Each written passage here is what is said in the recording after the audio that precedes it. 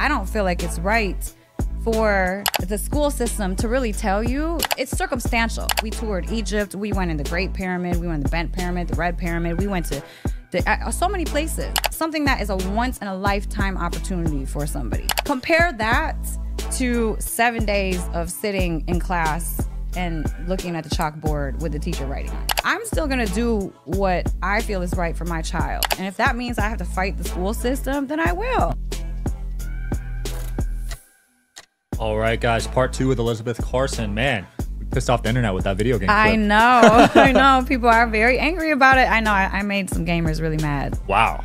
Yeah, I was just talking about a study, so it's just literally fact. So there really is a study that compares an alcoholic's brain to a gamer's brain. So, I mean, it's just fact. It's hard to argue with studies. I mean, video games really affect your brain. They do, they do. And I'm not even against video games like that. I'm just against the overuse of video games. Right. So I just, you know, my son, I have a time limit for him, but I game too. So it's not like I can really, you know, I'm not saying it's a horrible thing. I'm just saying we need to watch it because the young brain is not equipped for all the stimulus of video games. And to be playing it all day long, the brain is expecting that stimulus, which is providing the brain dopamine hits. So now the brain is expecting all of these dopamine hits all the time. And if they're not getting it all the time, like in sitting in school reading books, then they're gonna ADD. They can't focus. They're everywhere. They're pissed off now. Now they have crazy mood swings and they're overactive. I mean, these are all symptoms of probably playing too much video games. I mean, the screens are our babysitters. Yeah, they're giving kids iPads at 8 years old. Yeah. iPhones. Yes. There's a lot of apps and games. Yeah. It just, you know, it's not great. Because when I was young, and I don't know, I think I was 12, I remember Gigapets. Do you remember Gigapets? No, I remember Neopets. I don't remember Gigapets. Okay, so it was probably, Neo was probably after, but it were like these tiny little things that you would carry around, and you're basically raising a little digital animal. Oh, is that Tamagotchi? Yes. Okay, yes. Yes. I remember that. I remember that as a child and being so obsessed with taking care of this little digital animal. So to even think of the games that we have nowadays, like Fortnite and Minecraft, it's like, I can't even imagine being enthralled in that as a 7, 8, 9-year-old, right? Yeah. It's just so interesting. And then you move from that to, oh, now you have to read a book. I mean, no kids want to read books anymore. It's not giving them what the game is giving them. So I'm just trying to be devil's advocate for, you know, the other side. Yeah, monitor that for sure. Yes. Yeah. Games are dangerous, and what they're teaching in school now. I remember one of the clips when you got in trouble for pulling your kid out. I think the comments were crazy on that one too. I know. Yeah, I pulled Gabriel out of school while we went and toured in Egypt, because we take people to Egypt every year. And, you know, the school system got really mad well, they didn't get mad at me, but it's like he missed so much school within a short period of time that I got in trouble. And so they were about to set a court date and do all these other things if he were to miss one more day within that semester. So I was just like, you know what?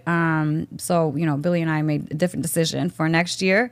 We won't be sending him to public school anymore. But I just was speaking on the fact all around that I don't feel like it's right for the school system to really tell you, like, I think it's circumstantial, right? So for us, we took Gabriel all in the pyramids, right? We toured Egypt. We went in the Great Pyramid. We went in the Bent Pyramid, the Red Pyramid. We went to so many places, and he was able to experience all of these beautiful things in Egypt, right? Something that is a once-in-a-lifetime opportunity for somebody.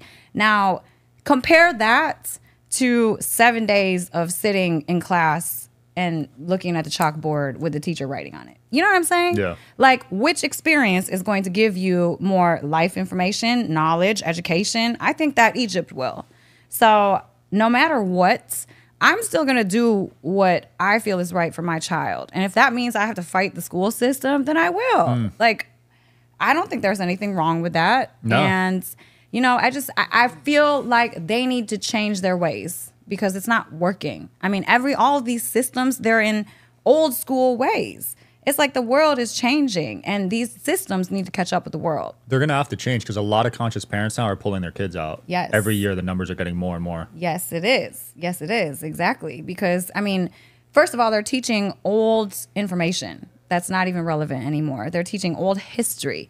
I remember when I was in school, a cell was just a round thing with a nucleus, you know, and now we find out it's just so much more, right? So it's like, you know, it's just so different. We just have to catch up to the world, how the world is advancing. I don't think that all these systems are advancing with it. Yeah, they need a redo history class. A lot of their stuff is so like skewed one way also. Absolutely. Absolutely. And I feel like it's whitewashed. Yeah, it's whitewashed. It's rough. They program a certain narrative. They teach you that America's like the greatest and all this stuff. They never teach the bad side about it. No. They just brush over it. Exactly. Well, that's media, that's school, that's all of these different systems that are trying to program us to, you know, fit into their little way of the way they want us to be. Yeah. And it's been working for a very long time. And I'm seeing the change now. People are starting to wake up. Yeah, it's exciting. I think because of social media, actually. Absolutely. There are pros to social media. Yeah. I do think there are definitely pros because now everything is like on blast. Like you can't do anything without it being on blast. Yeah. And right now what's on blast is politics. I know. But I noticed you and Billy never post politics. No. You know what? I mean, I'm so happy Billy feels the same way as I do. I mean, I grew up with a Republican father and a Democratic mother, and they got along perfect. Really? But it was just so interesting for me to see both sides and just to know that I just don't, I'm just not in that system of the way that they run things because in my mind, they have no real power, right? Like the president, like all this madness about let's vote for the president. He is the puppet. He is the one that's the face. But these people over here are pulling his strings. So it's like, why? Why am I feeding into this that is going to change my life? I don't think that it'll change my life because no president has ever changed personally my life. I feel it the same way as Billy. Billy says he's the president of his own person. He's the president.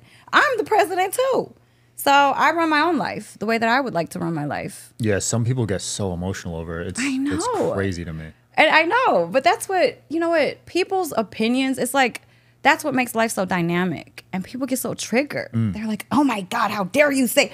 It's like, come on, man. It's just the way that I feel and think, you know? Like, you don't have to hate me because I have a belief that's different from yours. Yeah, I love people that have different belief systems. It's interesting. I think it's interesting. And a lot of people react triggered, like you said. Yeah. But I've had to remove that completely. Like, that never happens to me anymore. Yeah. You know? Yeah. I only see it on social media. That's the only. Yeah, I need to be open-minded because, you know, my opinions can change. Exactly. As more life experiences happen, opinions will change, of course. Yeah, like 10 years ago, like I didn't want kids. Like all my friends were like, yeah, we'll never have kids. But, you know, as you get older, you seek purpose. Exactly. And kids are a great way of that. Absolutely. Yes, my kid is my whole world. Absolutely. And you were a single mother for a bit, right? Yes, I was a single mother for, 8.5 years, which was the most rewarding but challenging mission of my life. Just because it's the struggle is real. Right. I mean, because you had to make money, you had to raise the kid at the same time. Yes, and teach the kid to be a whole great human being while you're stressed out trying to make a life, you know, and money. So it's very difficult, especially for unconscious people who cannot catch themselves when they're triggered, because that's when you get a lot of parents that are in stress a lot of time. They'll take out their stress on the child, and that comes in beating and yelling and screaming and cussing out. And, you know, it's really not about the child. It's about their bad day at work. Right. So, you know. No, that's so true. Yeah. A lot of parents take it out on their kids. Yeah. And they don't, some of them don't even know. I know. No, a lot of them don't even know. A lot of them, because if they knew better, they would do better. Right. So since I know better, now I do better. But for instance, the first maybe 5 years of my son's life, I was not conscious. Wow. So I was taking out anger, stress of my day on my son unconsciously. I didn't know any better. But I would be reactive about something that he did. And then all my anger that I was holding in from the day because I don't want to get in trouble with my boss and let it out on my boss, now that comes out on child. And that's so many people. Yeah. You know? No, it's every day. It's every day, all day. And so, I mean, consciousness, we have to come into awareness, because that's what creates these generational curses. Is because, you know, the parent yells at the kid and beats the kid, and now the kid grows up thinking, oh, this is how I receive love.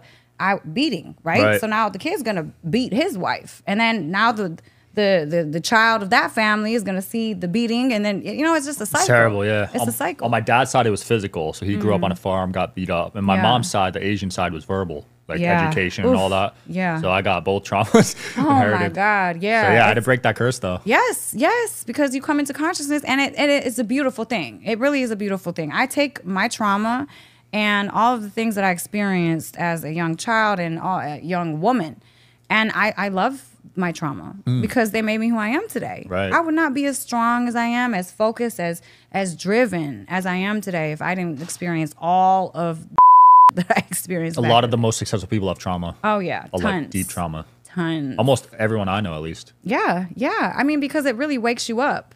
Trauma woke me up. I was in so much pain, so much anguish. I wanted to die. Wow. Yeah. And I just figured out one day, it was like, boom, it hurt so bad. I was like, something clicked in me and shifted.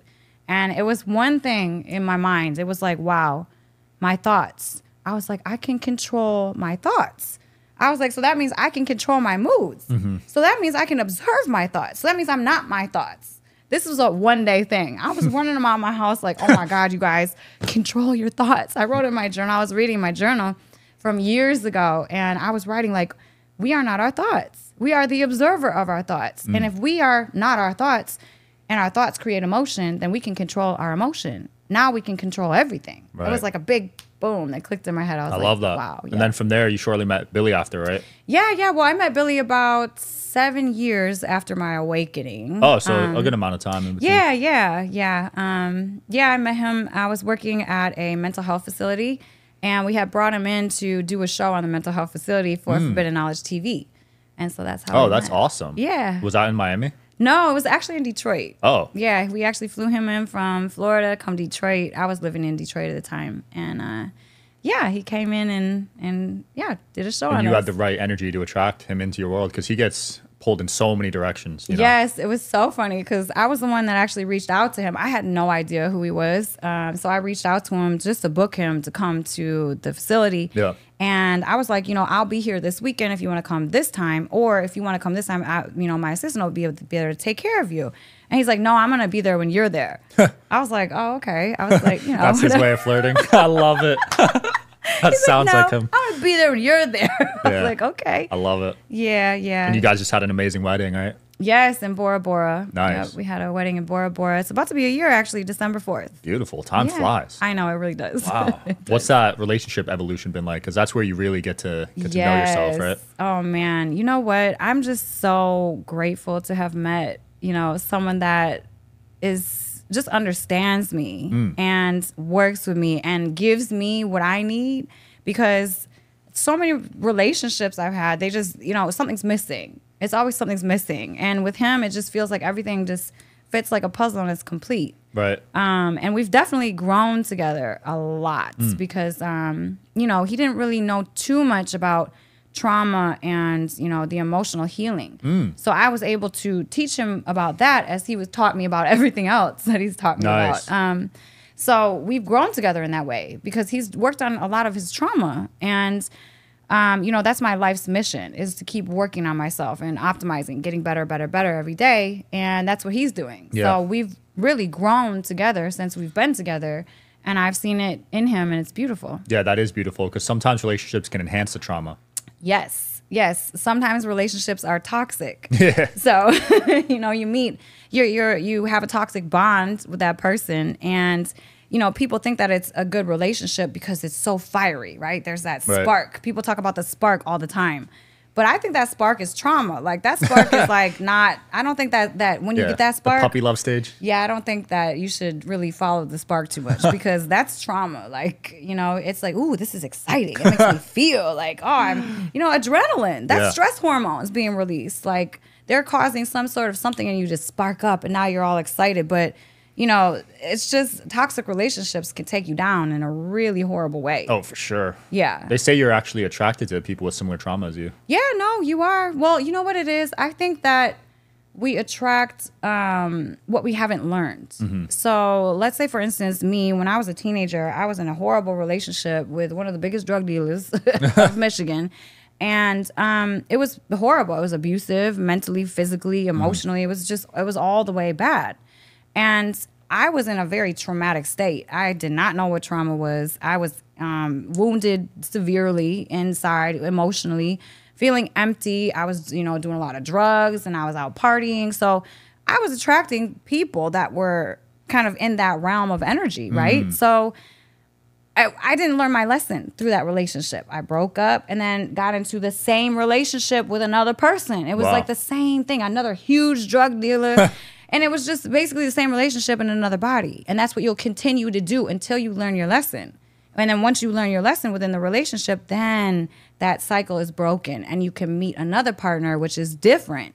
That will teach you different lessons. Wow. Yeah. It's crazy how the universe will test you like that, right? Yeah. But you see it so many examples. Like I used to have a lot of girls I was friends with in college, and they would just keep attracting like assholes or whatever. Assholes. Yeah, because and they haven't I learned always their wondered lesson. like why, but they have not learned their lesson. Well, trauma will make a person want someone like a drug dealer. It's exciting, you know. It just stimulates something within that person, right? And so it's like you want that bad boy when you're not healed. You want that fiery relationship when you're not healed because you like the drama. You're addicted to your stress hormones that are being released. You look for that hit of drama. Like your body really does get addicted to it. So if anyone is in a toxic relationship, they might want to turn themselves back on themselves and see, am I really addicted to these feelings? Am I searching out things to cause big blow-ups and toxic, conversations? People do that because their bodies are physically addicted to the adrenaline, cortisol that is released during a stressful moment. So they'll unconsciously look for issues that will cause these big blow-ups. Absolutely. Yeah, you see that in, high school with the cheerleaders going after the football guys. Yes. Classic example. Exactly. A lot of new videos on semen retention. Yes, semen retention. I believe that men should definitely learn how to do this because as men release semen, right, first of all, your testosterone plummets completely. Semen, I believe, for a man is his life force energy. So the more it's released and released and released and released, you're losing energy each time. Not only are you losing life force energy, you're losing your testosterone. So if you can learn semen retention, it is so much healthier for a man. A man can still orgasm, and a man can orgasm for a long time, longer than if he is to release his semen. So men can have hour-long orgasms. I've read about it. Yes. That sounds crazy. I actually read about this one guy that had an hour-long orgasm, but he said it was awful. It was too much. He couldn't make it stop. It was like really bad. Yeah. So I wouldn't recommend. An hour is pretty insane. It's too much. I think a minute's pretty long. So an hour is an hour. Oh my god. But semen retention, that's what you can train your body to do. Now men are able to have multiple orgasms or longer orgasms. You can kind of control it. And then after you have sex, it's like you're not tired. You're not, your legs aren't shaky, your knees aren't weak.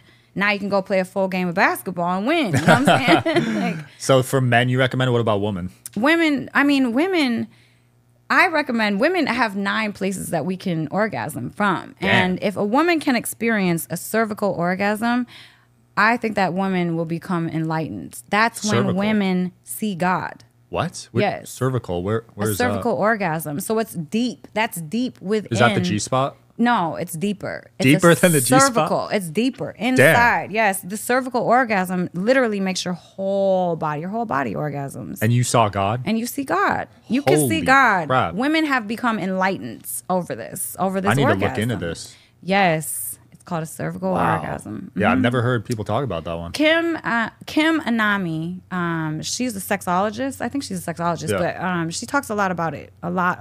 And she talks about her experience in seeing God. I think that's how she became enlightened. Damn. A cervical orgasm.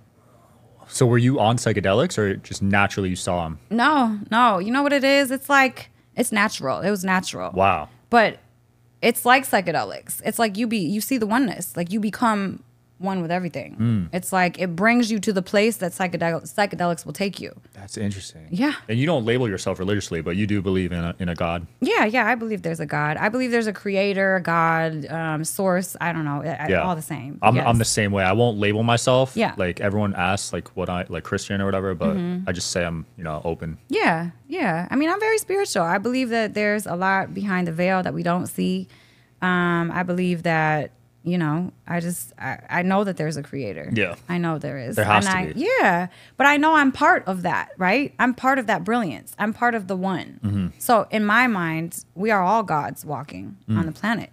We're all God's Right. working. Yeah, Billy says that all the time. Yeah. Yeah. Anunnaki. Yeah. That was a good premiere, by the way. Oh, thank you. Yeah, Yes. you guys so crushed good. it with that premiere. So good. Yes. Thank you so much. Yeah, I was super impressed. It's been great. All the premieres have been sold out, and we're looking forward to season 2. So can't wait. When does the full season 1 come out? Is it out yet?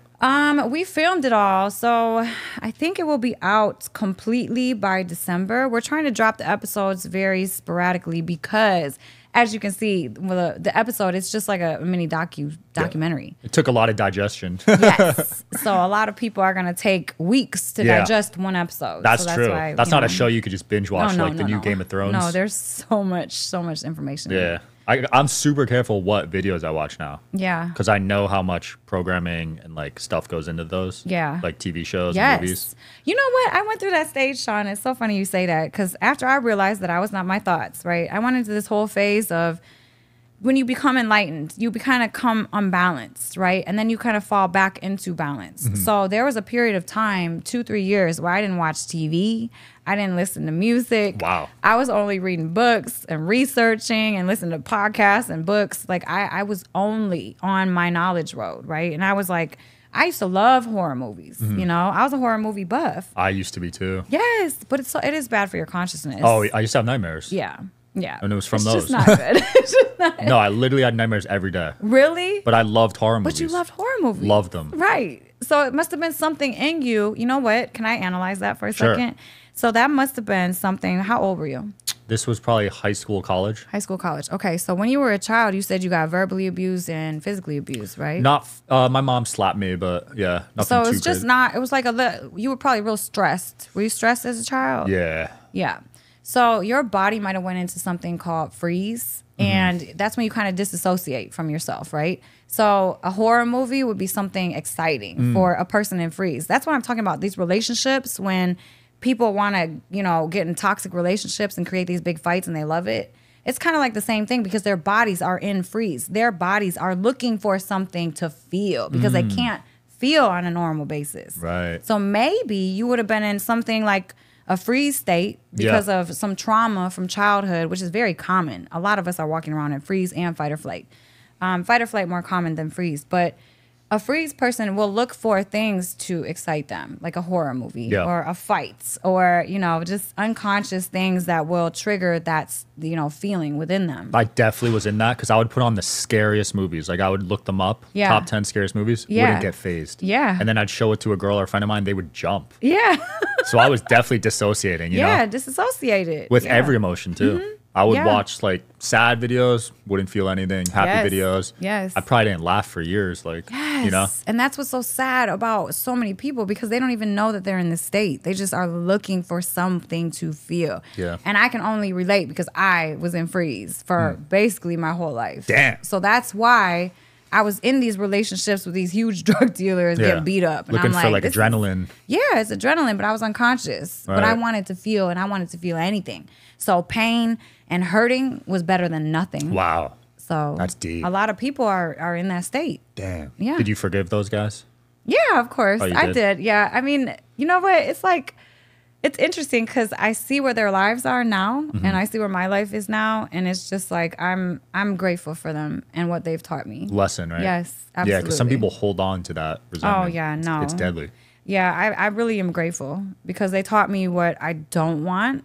They just taught me so much, man. So many lessons in all of these things. I love that mindset. Because so many people talk bad about their ex. Yeah, no. I actually, when people do that to me, I don't like that. Yeah, no. It's like a red flag to me. I don't tend to because I was in it. Yeah. It's like, I'm talking bad about myself and I'm talking bad about my ex, right? I was in that. Right. So I associated. Yeah. So I'm talking crap about, what People don't realize half. it's a bad look when they talk negatively about their ex, about Anybody. their friend. Anybody. Because that means you're going to talk badly about Exactly. me. Like, Exactly. Yeah, no. That's the biggest red flag to me. I cut people off when they do that. Oh, yeah. Yeah. If someone's talking to you about their friends, it's like, yeah, okay. Yeah. They got much learning to do Yes. on the karma side of things. Absolutely. Because you're going to manifest everything you're saying Exactly. into your life. No, they do. You see, people are manifesting all day and every day, whether it's good, bad, ugly, normal. This is all a manifestation. We manifest as we move throughout our days. That's just what we do. We manifest through thought process and then action. So everything is a manifestation.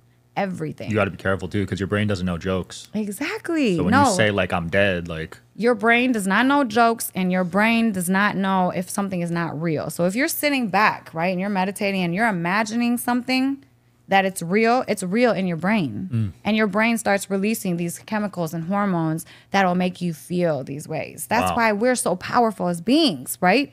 It's because we all just want to be love and in peace, right? And if we can learn to take back our power and recreate that within ourselves and not needing anything outside of ourselves to create that feeling within us, that's real power. Now you need nobody and you need nothing. So we feel all these emotions inside, right?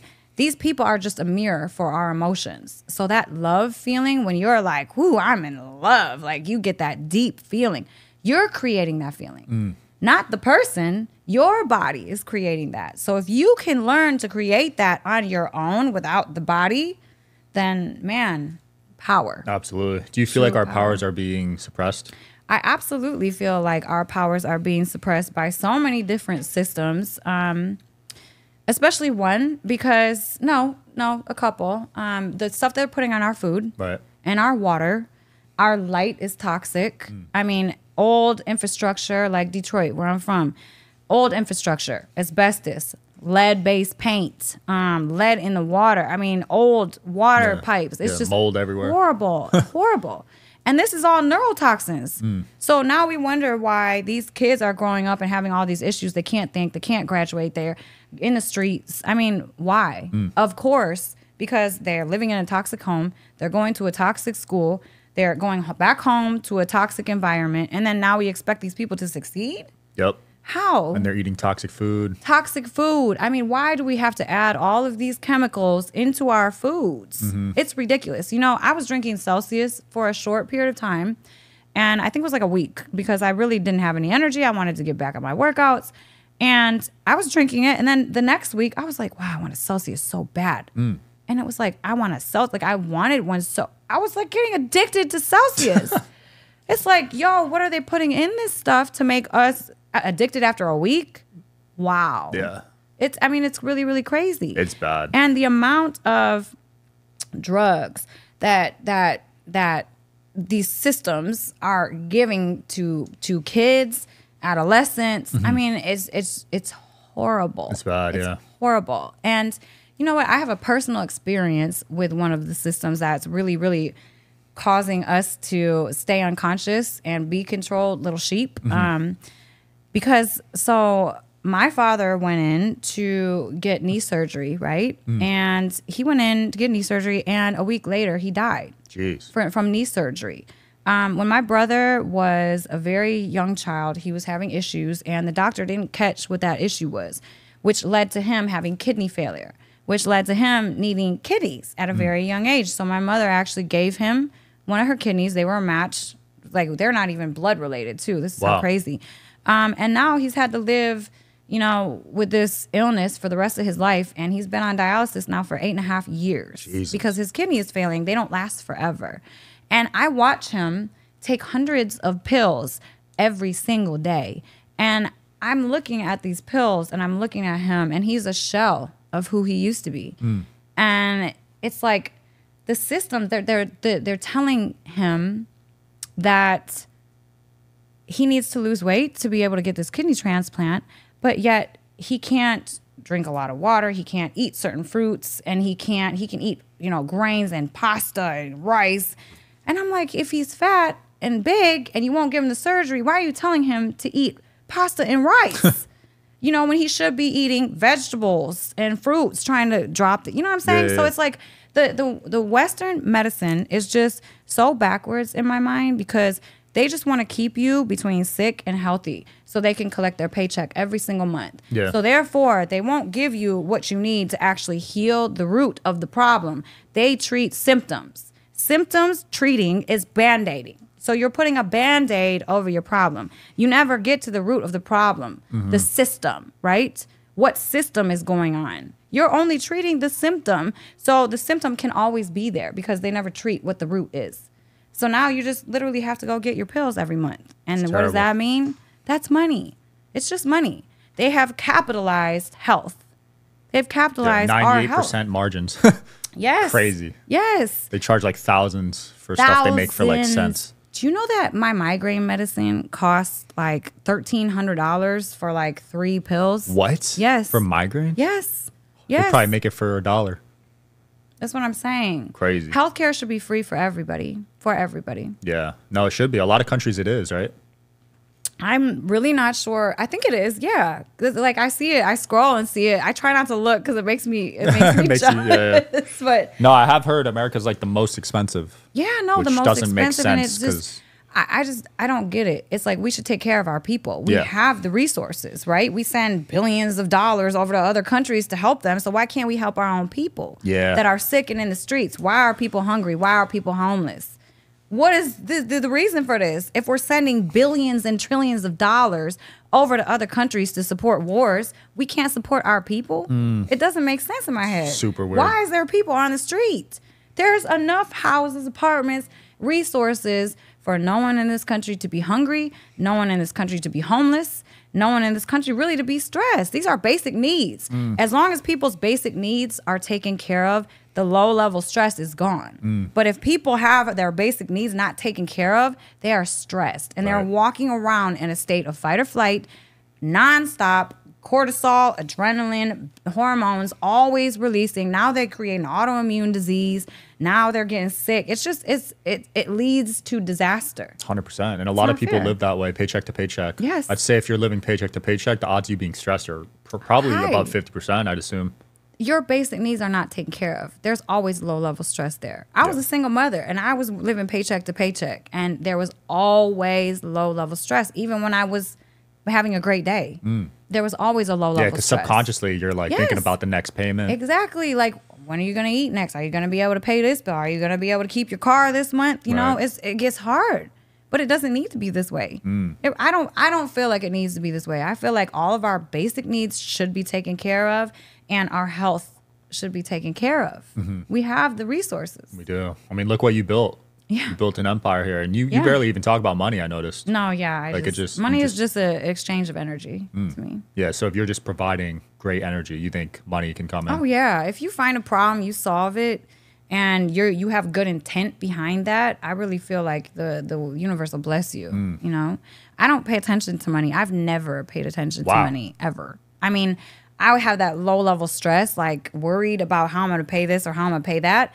But at the same time, I never really hyper focused on money in general because I feel like if you don't have any and you're hyper focused on the fact that you don't have any, then the universe is going to give you that right back. They're going to give you a bunch of lack. Yeah. So, and then if you're hyper focused on your riches and like, oh my God, I got to keep my riches. And it's just, it's like that creates a whole nother ego thing. So it's, to me, I just, you know. That's an interesting take because a lot of women and men focus on money. Like that's if you ask them what's most important in dating, that's probably top 3 in most people. I swear, is the last thing in my on my importance list, money, because I know I can take care of myself. I know that I'm always going to be good no matter who I'm with or what I'm doing.